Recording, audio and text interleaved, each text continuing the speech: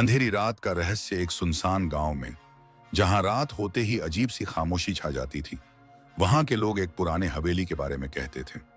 कहते हैं कि उस हवेली में एक आत्मा वास करती है, जिसकी कहानी हर किसी को दहला देती है।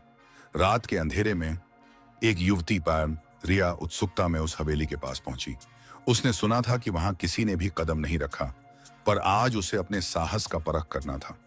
जैसे ही रिया ने हवेली के दरवाजे को धक्का दिया, पुराने लकड़ी के चरमराहट के साथ दरवाजा खुला खुला हवेली के अंदर अजीब सी ठंडक थी और हर दीवार पर वर्षों पुरानी कहानियां बसी हुई थीं।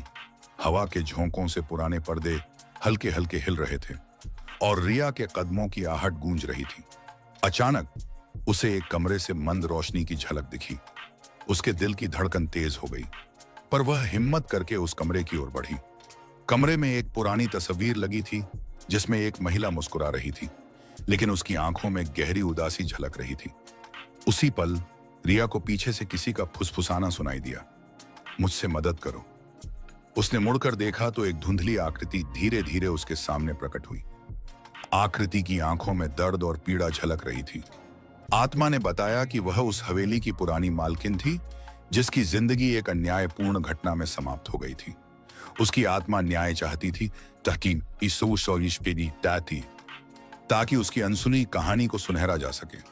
रिया ने आत्मा की बातों को ध्यान से सुना और उसके दुहक को समझा।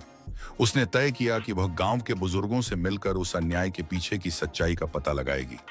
इस यात्रा में रिया ने डर को अपने अंदर जगह नहीं दी, बल्कि साहस और सहानुभूति से आत्मा का विश्वास जीता।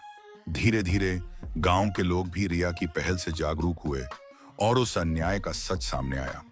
अंततः आत्मा को न्याय मिला और हवेली में से एक भारी रोशनी की किरण फैल गई, मानो पुरानी पीड़ा को आराम मिल गया हो।